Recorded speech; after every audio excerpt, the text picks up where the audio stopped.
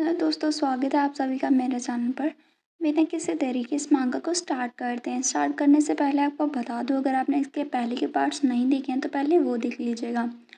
तो हमने last part में देखा था जो काल्या एडला के पास जाता है और वो देखना चाहता था कि उसका रिएक्शन क्या होगा जब उसे पता चलेगा जो डायना है वो प्रेग्नेंट है। लेकिन यहाँ पर वो तो उसकी बातें नहीं करती है, बल्कि वो ये बोलती है उसे कि आपको ना मैं जब लियोन के साथ गई थी मैंने स्लम्स वहाँ पर एरिया वगैरह देखे, आप उन्हें रिमूव करने के लिए क्या कर रहे हैं। तो यहाँ पर काल ने अपना कुछ बोला था, तो फिर उसने बोला था कि मुझे लगता है कि आपको पहले टावर को डिस्ट्रॉय करना चाहिए। इससे सारी प्रॉब्लम सॉल्व हो जाएगी, स्लम एरिया वगैरह की प्रॉब्लम ही नहीं आएगी। तो यहाँ पर काल को याद आता है कि लियोन वॉल्डर ने भी कुछ ऐसा ही बोला था। तो फिर वो उसे कन्फ्रंट करता है और गुस्सा करके बोलता है कि क्या लियोन वॉल्डर ने कहा है तुम्हें ऐसा मुझे बोलने के लिए। तो यहाँ पर पहले तो एडला को कुछ समझ में नहीं आता कि वो क्या कहता है। फिर वो उससे बोलती कि नहीं, हम दोनों स्लम्स एरिया में गए थे, वहाँ पर कंडीशन बहुत ही ज़्यादा बैड है। वहाँ पर कोई हॉस्पिटल नहीं है, कोई स्कूल नहीं है, कोई पानी वगैरह की फैसिलिटी नहीं है। और मैंने भी ये भी सुना है कि बहुत सारे स्लम पूरे एम्पायर में स्प्रेड आउट हो रहे हैं। आपको जल्दी से जल्दी पहले टावर से गेट राइट करना होगा योर मैजेस्टी। और वो उसे समझाती है। और यहाँ पर काल सोचता है कि वो लियोन वॉल्डर और उसके साथ पता नहीं क्या ही दुश्मनी है उसकी। वो हमें आगे बताया जाता है जब बचपन में जो एम्परर था वो पुरानी एम्प्रेस के पास जाया करता था और उसे बोलता कि योर मैजेस्टी। तभी ना वो जो ओल्ड एम्प्रेस थी वो बोलती थी कि लियोन वॉल्डर उसने बहुत ही ज़्यादा एक्सीलेंस किया है और वो काफ़ी ज़्यादा अच्छा है। अपने यंग एज के बावजूद वो हर चीज़ में अच्छा है और उसकी तारीफ़ कर रही होती है अपने फ्रेंड्स के सामने। और बोलती है कि उसकी ग्रेड भी बहुत ही ज़्यादा आउटस्टैंडिंग है, उसकी एबिलिटी अमेजिंग है। अगर मेरी कोई और डॉटर होती तो डेफिनेटली मैं उसके साथ उसकी मैरिज कर देती। उसकी बात सुन के काल को अच्छा नहीं लगता है क्योंकि वो उसकी तारीफ़ नहीं कर रही होती है। तभी जो ड्यूक डेस्टिनेल है वो उसे बोलता है कि जब तुम एम्परर बन जाओगे तो सारे नॉवेल्स के हेड खुद ब खुद तुम्हारे सामने बो करेंगे और तुम्हारे सामने कोई भी ऐसा नहीं होगा जो कि अपना सिर उठा के बात कर पाएगा। और आगे वो बोलता है इसलिए तुम्हें फॉर्मली सभी चीज़ों को कंट्रोल करना चाहिए। तो यहाँ पर ना वो बात चाहता है कि कार्ल ही उसे बोलता है कि वो टावर्स वो सभी मेरे अंडर कंट्रोल हैं। और वो उसे आगे बोलता है कि तुम्हें क्या लगता है नोवेल्स मेरे सामने सबमिट करेंगे अगर मैं टावर से जो छुटकारा पा लूँगा। अगर टावर एग्जिस्ट नहीं करेंगे तो कोई भी नोबल मेरे सामने नहीं झुकेगा। तो यहाँ पर ना एडला उससे बोलते कि तुम फिर वो आगे से बोलते हैं कि तुम ऐसे डिस्ट्रक्शन मेथड को कैसे यूज़ कर सकते हो अपनी पावर को प्रोटेक्ट करने के लिए।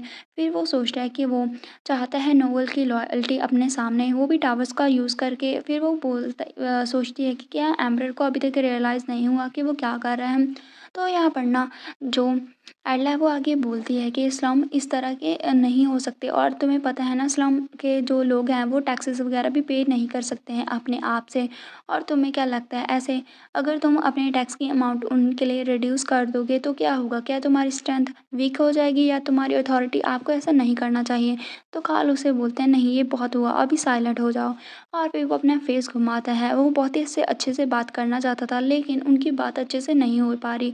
तभी एडला आती है और उसे मैप दिखाते हैं योर मैजेस्टी यहाँ से देखो, आप इस तरह से एक्ट कैसे कर सकते हो। ये मैप पे पूरी तरह टावर स्प्रेड हो चुके हैं।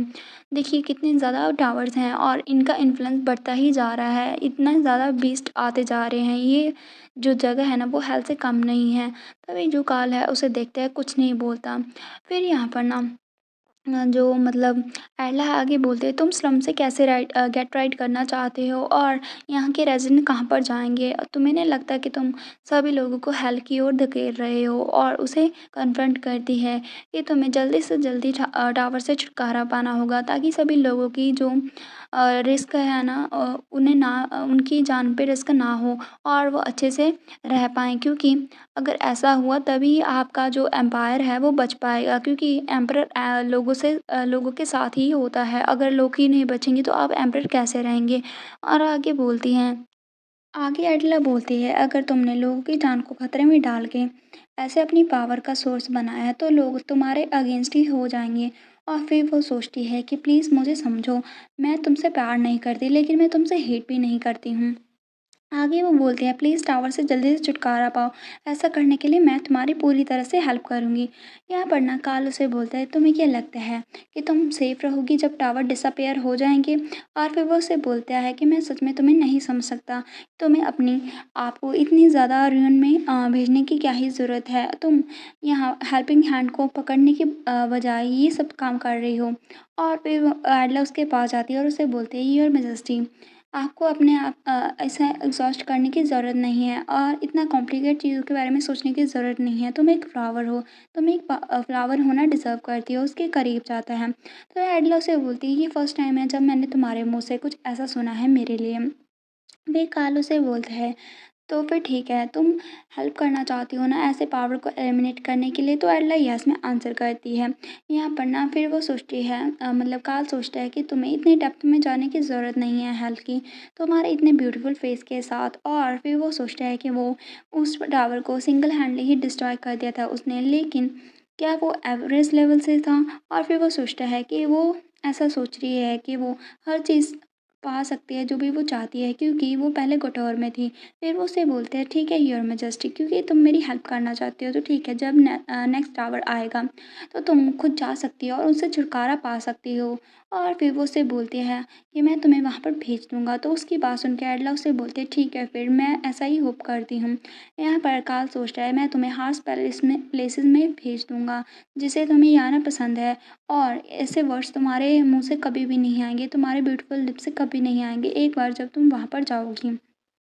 नेक्स्ट टाइम हमें एम्प्रेस डाउनर का दिखाया जाता है और वो बैठी होती है, उसके सर्वेंट उसे मसाज वगैरह दे रहे होते हैं। फिर वो अपने सर्वेंट से बोलती है, तुमने क्या कहा अभी अभी?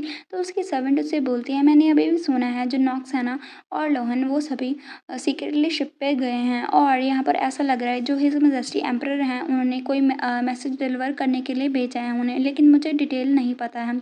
तो एम्प्रेस बोलती है कि ये तो पूरी तरह से क्लियर है, जो एम्परर है वो अपनी सिस्टर को बहुत ही ज़्यादा प्यार करता है।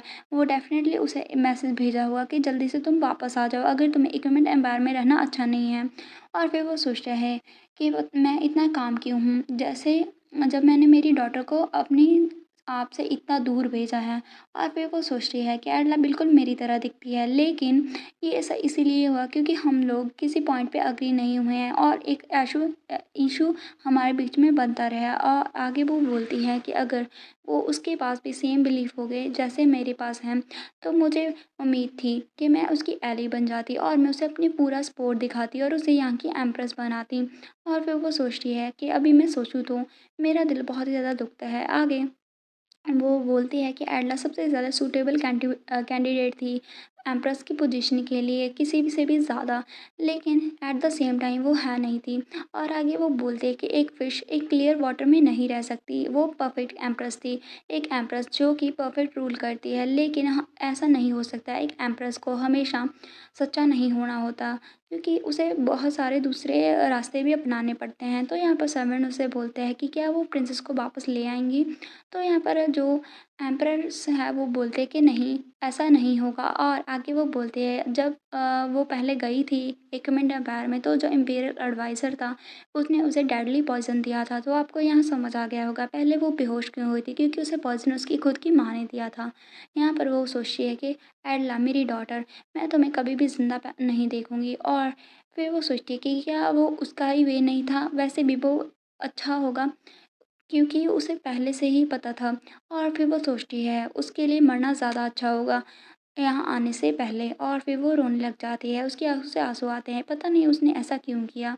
और हमारा सीन कट होता है और हम देखते हैं वहाँ पर शिप पर, जहाँ पर होता है नक्स और उसके साथी। तभी उसका एक साथी उसके पास जाता है कि तुम बहुत ही ज़्यादा पैथेटिक लग रहे हो, तो मैं पहले अपनी फीलिंग कन्फेस कर देनी चाहिए थी जब वो पहले जा रही थी, और उसे पूछना चाहिए था कि मत जाओ। तो यहाँ पर नक्स उसे बोलता है कि शट अप। और फिर वो सोचता है कि अगर ऐसा होता है क्या वो उसका डिसीजन चेंज हो जाता? नहीं, क्योंकि वो कभी अपना जो डिसीजन है वो नहीं चेंज करते। बहुत सारे लोगों ने उसे कन्विंस करने का ट्राई किया, लेकिन फिर भी वो इन द एंड हमें छोड़ कर चली ही गई। फिर वो लड़का बोलता है कि मुझे नहीं पता कि क्या वो हैप्पी होगी हमें ऐसे देख के। तो फिर वो आगे बोलता है कि क्या वो अग्री होगी हमारे साथ यहाँ पर आने के लिए।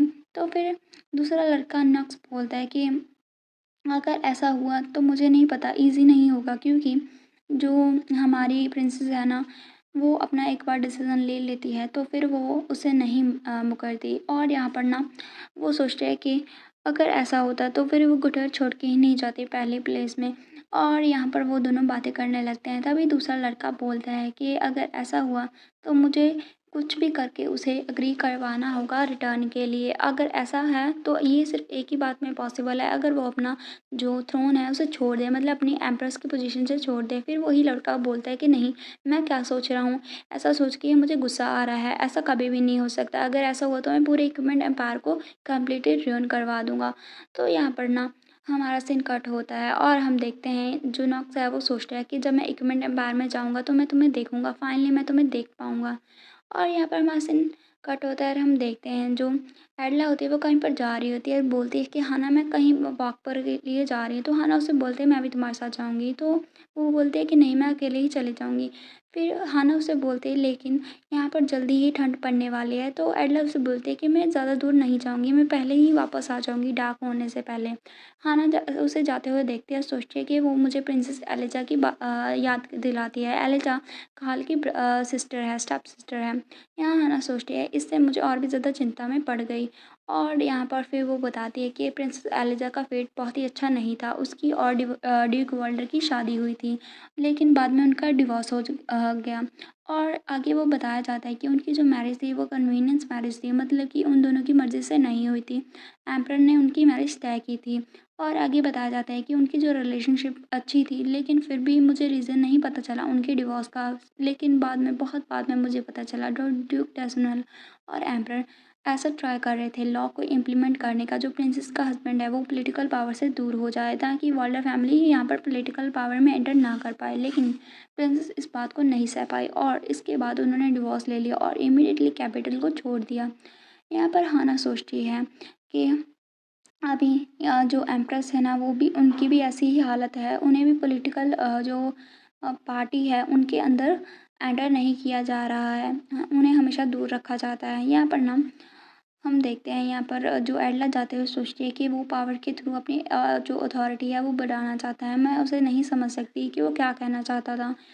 क्या वो नोवेल के साथ अपना रिलेशनशिप टावर के थ्रू आउट जो मजबूत करना चाहता था? इसमें कोई भी मतलब तुक नहीं बनता है। वो ऐसा सोच रही होती है और फिर वो आगे चलती है, सोचती है कि अगर टावर और ज़्यादा स्प्रेड हुए तो ये अच्छा नहीं होगा। पता नहीं कौन-सा ऐसा रीज़न है। फिर वो अपने ही सोच में थक जाती है और सोचती है कि अभी मैं क्या करूँ? लोगों की जान खतरे में है। और यहाँ पर फिर उसे दिखता है कि कोई सामने खड़ा होता है। वो कोई और नहीं, लियोन खड़ा होता है, जो कि उसे ग्रीट करता है और उससे बोलता है कि योर मैजेस्टी, आप कैसी हैं और आप क्या सोच रही हैं? तो यहाँ पर इसके साथ हमारा सीन कट होता है। नेक्स्ट चैप्टर में हम देखते हैं, लियोन जाता है एडला के पास और उससे बोलता है कि क्या आप पैलेस को लीव करके जा रही हैं योर मैजेस्टी? तो यहाँ पर ना एडला यस में आंसर करती है। तो यहाँ पर लियोन उससे बोलता है कि आप कहाँ पर जा रहे हैं इस आर में? और फिर वो उसे बोलती है कि मैं थोड़ी सी वॉक के लिए जा रही हूँ। फिर वो उसे बोलती है, लियोन अगर हम दोनों सेम ही पाथ में जा रहे हैं तो क्यों ना हम साथ में चलें। और फिर ना जो लियोन उसे इस तरह से देख के सोच रहे हैं कि वो बहुत ही ज़्यादा टायर्ड नज़र आ रही है। अगर मैं इसे देखूं तो वो अपना कंपोज़र मेंटेन करके रखे हुए हैं, या फिर ये कहूँ कि वो अपना प्रिटेंड कर रही हैं फाइन होने का और कंपोज़र जानबूझ के प्रिटेंड कर रही हैं उसे ठीक रखने का। यहाँ पर ना फिर वो उसे बोलते हैं, लियोन। फिर वो लियोन बोलता है कि वो जो तुमने पहले मुझे बोला था, केन नॉक्स और गैबलिन और वगैरह वगैरह, 2-3 नाम बोले से उसने। वो बोलता है कि वो, क्या तुम अभी भी चाहते हो कि मैं उन्हें यहाँ पर तुम्हारे पास लेकर आऊँ? तो यहाँ पर ना जो एडला है ना वो सोचती है कि वो अभी फिर से मेरे साथ वही मामूली तरह से बात कर रहा है, जैसे कोई वार्म ब्लेड जो कि मेरे दिल को चीर रहा है और ये मेरी डेप्थ तक जा रहा है, लेकिन ये काफ़ी ज़्यादा डेंजरस हो सकता है। फिर वो उससे बोलता है, मैंने तुम्हें बहुत ही अच्छे से चूज़ किया है, तुम मेरे बहुत ही अच्छे एडवाइज़र हो। फिर वो उससे बोलते हैं कि मैं हार्डली बिलीव कर सकती हूँ कि तुम मेरे सी थ्रू देख सकते हो, मुझे देख सकते हो, मैं क्या सोच रही हूँ। तो लियोन उससे बोलता है कि वो लोग कौन है? तो यहाँ पे एल्ला बताने लगती है, वो लोग वो थे जो मुझे अकम्पनी किया करते थे टावर को ब्रेक डाउन करने में यहाँ कटोर में। यहाँ पर हमें पता चलता है वही लोग हैं जो कि शिप में हैं, जो कि यहाँ पर आ रहे हैं और यहाँ पर एल्ला बात करने लगती है कि वो सभी लोग टावर हेडक्वार्टर में मेरी हेल्प किया करते थे और जो लियोन बोलता है कि मैंने नॉक्स फैमिली के बारे में तो सुना है कटोर फैमिली के। तो एल्ला बोलती है जो जेन नॉक्स है वो इलिजिमेट सन है उस फैमिली का और आगे वो बोलती है कि जो जेन नॉक्स फैमिली है वो हमेशा ही मुझे अप्रोच करने की कोशिश करती है। यहाँ पर ना वो आगे भी बोलती है कुछ और उनके बारे में। तो लियान उससे बोलता है कि क्या उसने रिज़ाइन कर दिया? तो यहाँ पर ना एडला बोलते हैं कि हाँ जेन काफ़ी ज़्यादा अच्छा था और वो टावर ब्रेक करने में भी उतना ही अच्छा है जितना मैं हूँ और वो स्माइल करती है। लियोन सोचता है कि मैंने तुम्हारी स्माइल को बहुत ही मिस किया इसीलिए मैंने कटोर एम्पायर का तुम्हारे सामने जिक्र किया क्योंकि मुझे पता था उसके बारे में ज़्यादा आते ही तुम स्माइल करोगे। फिर लियोन उसे सोचता है कि मुझे पता था और फिर वो उसे देखने लगता है अपनी गहरी आँखों से। तो एडला उसे बोलती है, ओह! मैं तुमसे पूछना भूल ही गई।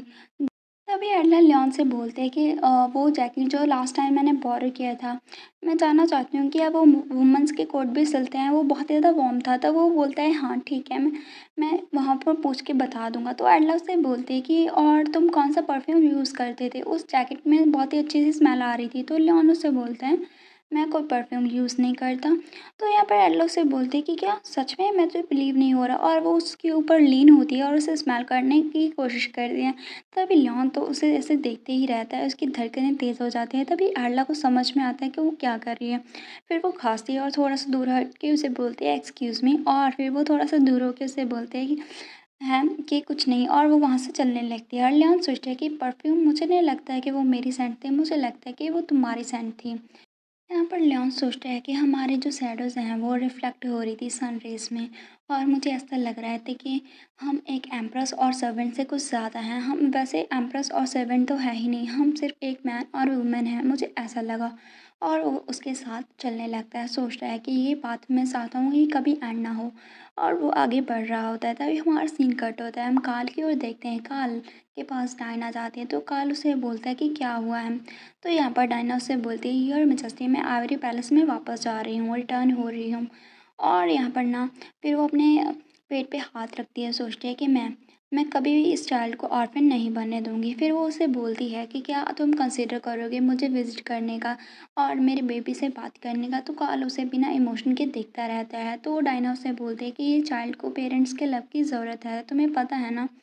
फिर वो उसे बोलता है योर मैजेस्टी प्लीज़ मुझे अबंडन मत कीजिए, ना ही मेरे चाइल्ड को अबंडन कीजिए। उसकी बात सुन के कालिल ना बहुत ही ज़्यादा गुस्सा हो जाता है। फिर वो उसके पास आता है और उसे बोलता है कि तुम चुप हो जाओ। और फिर वो गुस्से में उसे बोलता है कि तुम हमेशा मुझे बोलती रहती हो कि मैं तुम्हें अबंडन ना करूं और मैंने तुम्हें काउंटलेस बार कहा है कि मुझे इस तरह के वर्ड्स नहीं सुनने हैं, मुझे इस तरह के वर्ड मत बोला करो।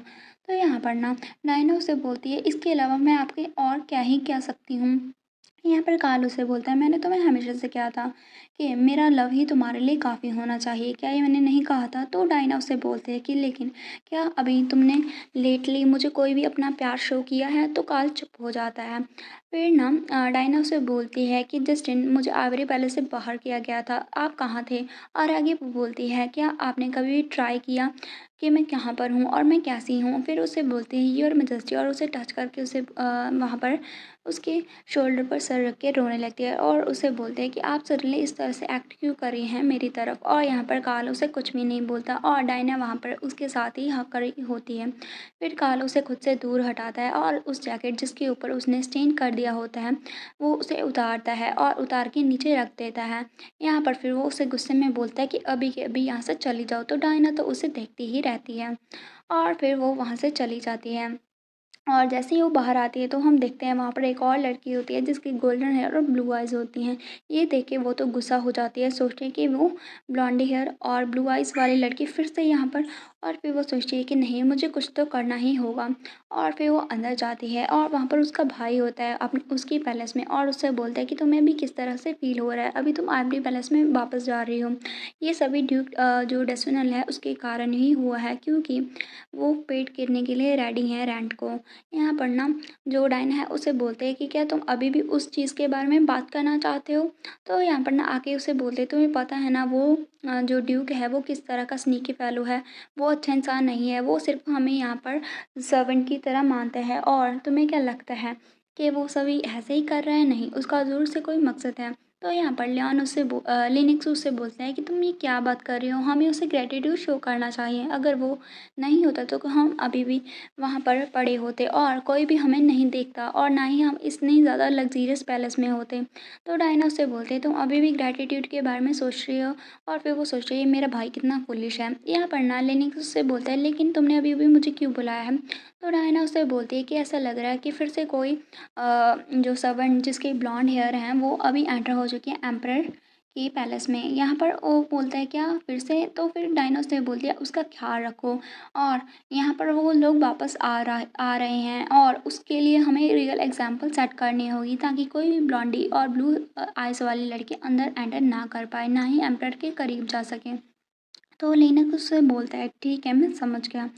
और फिर जाने से पहले डायना उससे बोलती है, और हाँ एक और बात, जल्दी से कोई अपॉर्चुनिटी लो और उस एम्प्रेस को किल कर दो, क्योंकि वो एडला को भी मारना चाहती है। वैसे मुझे समझ में नहीं आ रहा डायना उसके साथ क्यों ही इतना पंगा लेती है, क्योंकि एडला ने उसे एक बार भी परेशान नहीं किया जब से वो आई है, ना ही उससे बात करना चाहती है वो।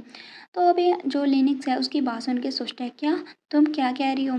तभी हमारा सीन कट होता है और हम देखते हैं यहाँ पर जो एक विस्काउंट के रेजिडेंस के अंदर जो बच्चे ना खेल रहे होते हैं और वो सभी मस्ती कर रहे होते हैं। तभी हम देखते हैं वहाँ पर अचानक से फिर से ना रेड कलर का आसमान हो जाता है और वहाँ बहुत ज़्यादा इलेक्ट्रिसिटी प्रोड्यूस हो रही है। ऐसा लगता है कि फिर से टावर कम आ रहा है और सभी लोग डरने लगते हैं। सभी लोग बोलने लगते हैं कि एक टावर आ रहा है। तो नेक्स्ट पार्ट में हम देखेंगे कि टावर को क्या फिर से जो हमारी एडला है क्या वो फिर से अकेले जाके इस टावर को डिस्ट्रॉय करेगी, क्योंकि इस बार तो जो एम्परर है उसने भी उसे बोल दिया है कि तुम जा सकती हो। नेक्स्ट चैप्टर हम देखते हैं वहाँ पर टावर ना गिर रहा होता है। तभी उसे देख के जो मार्कस पीटर है ना, क्योंकि उसकी कंट्री में ये गिर रहा होता है, वो बहुत ही डर जाता है। वो बोलता है अपने सोल्जर को जल्दी से जल्दी ऑर्डर दो साउथर्न रीजन को, हमें जल्दी से सभी जो मॉन्स्टर हैं उन्हें कन्फ्रंट करना होगा। और फिर हम देखते हैं वहाँ पर ना वो बोलता है कि जल्दी से सिग्नल करो, अभी के अभी फायर का सिग्नल डालो, कैपिटल वालों को पता चले कि यहाँ पर टावर गिर रहा है, ताकि कोई यहाँ पर हेल्प के लिए भेज सके। और फिर वो सोचते हैं मैं होप करता हूँ कि कैपिटल जल्दी से टीम को भेज देगी हमारी हेल्प करिए, हमें जल्दी से होल्ड करना होगा तब तक जितना लॉन्ग हो सके उतना पॉसिबल।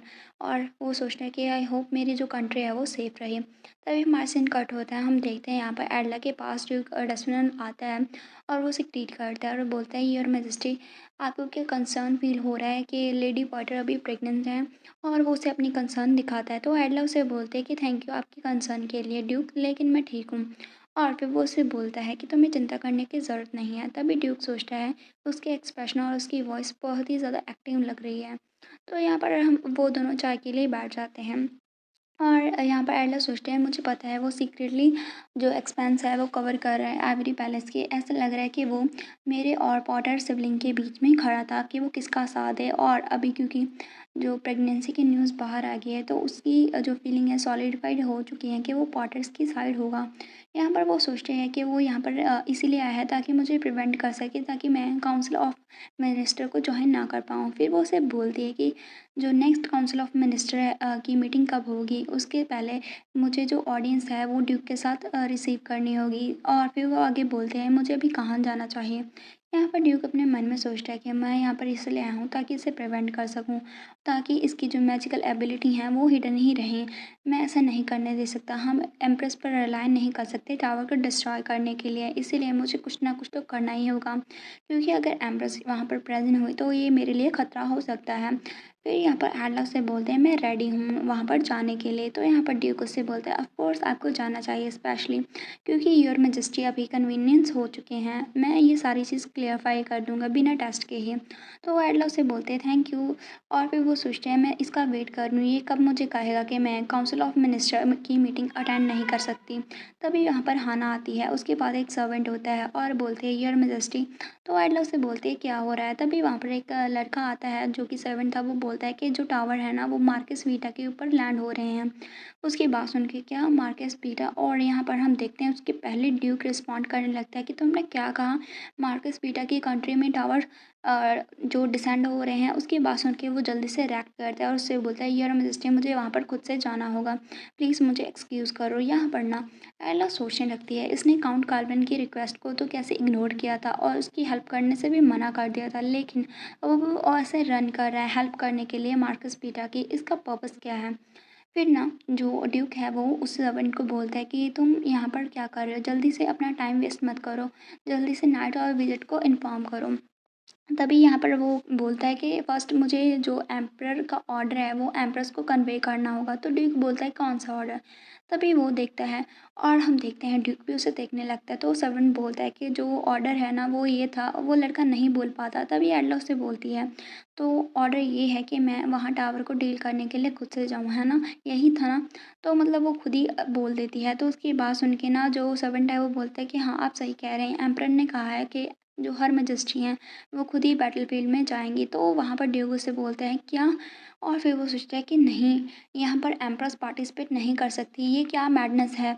फिर ना वो उसे बोलता है कि नहीं ये तो इम्पॉसिबल है, वो कैसे हर मैजेस्टी को ऐसे हेल में भेज सकते हैं, हर मैजेस्टी आप ऐसा नहीं कर सकते।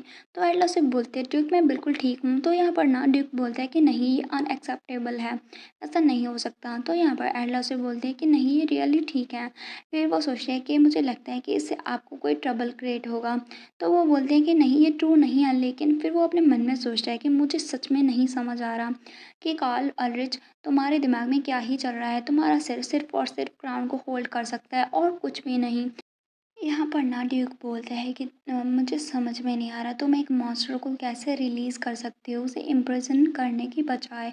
वो मॉन्स्टर यहाँ एडला को बोल रहा हुआ होता है। तभी हमारा सीन कट होता है, हम देखते हैं मार्कस वीटा की ओर। यहाँ पर ना सभी लोग तैयार हो जाते हैं और सभी लोगों को कह दिया जाता है कि वो जल्दी से जल्दी चले। और यहाँ पर ना हमें पता चलता है जो टावर है वो लेवल 1 का है। सभी जो इम्पियर नाइट और जो भी मतलब मैजिशियन है उन्हें समन किया जाता है वहाँ पर जाने के लिए, ताकि वो जल्दी से जा सके। यहाँ पर ना जो लिनक्स पॉटर है वो भी जा रहा होता है। यहाँ पर ना जो हेडला है वो सोचती है कि ऐसा लग रहा है पूरे एकमेंट एम्पायर के सभी लोग मोबिलाइज कर दिए गए हैं।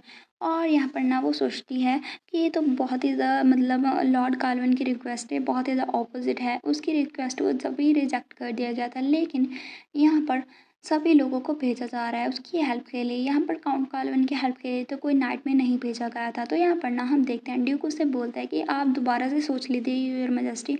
यहाँ पर ना जो एडला है वो तो पूरी तरह से रेडी होती है अपनी रोब वगैरह पहन के टावर को डिस्ट्रॉय करने के लिए। ड्यूक उससे बोलता है कि ये ईजी नहीं होगा, वहाँ पर आपको पूरी रात रहना होगा, क्या आप ठीक होगी ऐसे आउटडोर रहने के लिए। तो यहाँ पर वो बोलती है कि तुम्हें चिंता करने की ज़रूरत नहीं है, और अपने मन में सोचती है कि वो पूरी कोशिश कर रहा है कि मैं वहाँ पर ना जाऊँ। हर तरह से वो पूरी तरह से कोशिश कर रहा है। यहाँ पर ना आगे उससे बोलता है ड्यूक के आपको ना वहाँ पर हॉर्स राइड भी करनी होगी पूरा दिन, ये बहुत ज़्यादा एग्जॉस्टिंग जर्नी होगी। तो यहाँ पर एडला से बोलते हैं कि क्या तुम भूल गए मैं गटोरा एम्पायर से हूँ, मुझे तो हॉर्स राइडिंग करनी बहुत ही ज़्यादा अच्छी लगती है। और आगे बोलती है वो कि मैंने रियलाइज़ नहीं किया था कि तुम मेरे बारे में इतना ज़्यादा चिंता करते हो, ठीक है फिर अभी मैं अपनी लीव लेती हूँ। और वो वहाँ से जाने लगती है। यहाँ पर ड्यूक कुछ भी नहीं बोल पाता। तभी लियोन से बोलते हैं योर मैजेस्टी क्या आप सच में ठीक हैं बिना स्टॉप किए ऐसे रन करने के लिए। तो यहाँ पर हेडला से बोलते हैं तुम्हें ऑलरेडी पता है कि मैं ये कर सकती हूँ तो ये ठीक रहेगा। और फिर ना हाना से बोलते हैं कि प्लीज़ आप सेफ रिटर्न करिएगा योर मैजेस्टी। और ये यहाँ पर अलविदा करते हैं एक दूसरे को। यहाँ पर एडला से बोलती है मेरी चिंता ज़्यादा मत करना। और हम देखते हैं वो अपनी जो हॉर्स है उसमें बैठ जाती है और सभी उसे बोलते हैं चलो चलते हैं। तभी हम देखते हैं उन्हें इस तरह से काल भी ऊपर से देख रहा होता है और सोचता है कि ड्यूक ने उसे बोला था कि योर मैजेस्टी तुम कैसे ऑर्डर दे सकते हो एम्प्रेस को किसी ऐसी जगह पे जाने का बिना मुझे कंसल्ट किए हुए। तुम क्या करोगे अगर जो एम्प्रेस है उसने पूरा क्रेडिट ले लिया है कि उसने टावर को डिस्ट्रॉय किया है। तभी ना उसकी बात सुन के ना जो कार्ल है वो उसे बोलता है कि हमें ऐसा नहीं होने देना है, इसीलिए तो मैं तुम्हें और लिनक्स को वहाँ पर भेज रहा हूँ। मतलब ये है कि कार्ल वहाँ पर उसे भेजना भी चाहता है और वह नहीं चाहता एडला किसी भी बात का क्रेडिट ले। तभी हमारा सीन कट होता है। यहाँ पर ना कार्ल सोचता है कि तुम जाओ और उस हेल्प को ट्राई करो एडला, और फिर तुम्हें समझ में आ जाएगा, तुम्हें रियलाइज़ हो जाएगा तुम्हारी जो जगह है वो मेरे पास है, मेरी साइड में है। हम देखते हैं एडला वहाँ पर देख रही होती है और यहाँ पर ना कार्ल इशारा कर देते हैं उन सभी सभी लोगों को जाने का। और फिर वो लोग जाने लगते हैं। यहाँ पर ना जो एडला है वो स्माइल करते हुए लियोन को बोलती है, लियोन चलो चलते हैं। तो फिर वो बोलता है यस योर मैजेस्टी, और वो भी उसकी ओर स्माइल करता है।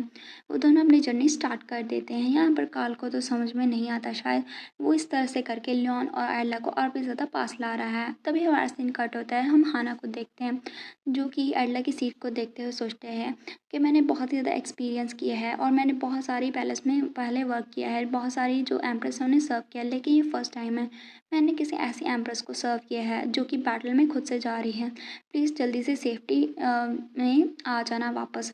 और यहाँ पर ना सर्विन उसके पास जाती है और उसे बोलती है मैम लेडी पॉटर आपका वेट कर रही है रिसेप्शन रूम में। तभी हाना सोचती है कि वो ऑल द वे यहाँ एम्प्रेस की पैलेस में मुझसे मिलने के लिए आई है, कुछ तो गड़बड़ है। तभी हम देखते हैं हाँ जो यहाँ पर जो सर्वेंट है वो सर्व कर रही होती है टी डायना को, और डायना उससे बोलती है कि तुम कैसे हो, क्या तुम यहाँ पर अच्छा फील कर रही हो। तो सर्वेंट उसे कुछ भी नहीं बोल पाती और उससे बोलती है माय लेडी। तभी ना डायना उसे बोलती है क्यों, क्या तुम्हें ऐसा लग रहा है कि मैं अभी आउटडेटेड हो चुकी हूँ क्योंकि मैं आइवरी पैलेस से बाहर चली गई। और फिर वो उसे बोलते कि नहीं। और यहाँ पर डायना सोचती है कि तुम इतनी ईजिली कैसे चेंज हो सकते हो। जैसे ही मैंने आइवरी पैलेस को छोड़ा तो तुम्हारा एटीट्यूड मेरी तरफ बिल्कुल ही चेंज हो गया और तुमने एम्प्रेस को ज्वाइन कर लिया। तभी वो उसे पकड़ती है और उसे भी गुस्सा करने लगती है। तभी वहाँ पर हाना की एंट्री होती है तो वो सर्वेंट को छोड़ देती है। हाना जैसे ही आती है वो उसे बोलती है कि क्या तुम्हारा मेरे साथ कोई बिजनेस है लेडी पॉटर। तो यहाँ पर ना जो डायना है वो उससे बोलती है मैं यहाँ पर तुम्हारे साथ प्राइवेट में बात करने के लिए आई। तो भी वो सर्वेंट ना वहाँ से चले जाती है। तो डायना उससे बोलते हैं कि प्लीज़ सीट लो। तो यहाँ हाना उसे बोलते हैं कि नहीं, अगर तुम्हें कुछ कहना है तो जल्दी से बोल दो ऐसे ही। तभी डायना उसके पास जाती है और उसे बोलती है कि नहीं, अगर मुझे कुछ कहना है तो मैं कह दूँ, तुमने यही कहा ना।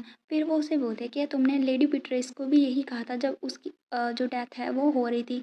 और फिर वो उसे बोलते हैं मैं उस पर्सन से डिफरेंट हूँ। और फिर वो उसे बोलते हैं मैं सच में तुम्हें बताना चाहती हूँ कि। तभी हाना उसे ऐसे देख रही होती है, घूर रही होती है। यहाँ पर डायना सोचती है कि उसकी आइज़ मेरे ऊपर फिर से नीची नज़रों से देख रही है। मैं तुम्हें बताना चाहती हूँ, मैं कभी तुम्हें इस तरह से मेरे ऊपर और ज़्यादा नहीं देखने दूँगी। और फिर वो उसे बोलती है कि मैं बहुत ही जल्दी रिकग्नाइज़ करी जाऊँगी as a ruler of mother. क्योंकि जो डायना है उसे लगता है कि वो एक बच्चे को जन्म देगी जो कि यहाँ का रूलर होने वाला है, तो उसे उसकी मदर कंसिडर किया जाएगा। और फिर ना डायना उसे बोलती है अगर जब ऐसा होगा तो मैं डेफिनेटली तुम्हें यहाँ पैलेस से बाहर निकाल दूँगी बिना हेजिटेशन के। यहाँ पर वो उसे ऐसा बोलती है और इसके साथ हमारा जो चैप्टर है वो ख़त्म हो जाता है। And that's it, bye bye.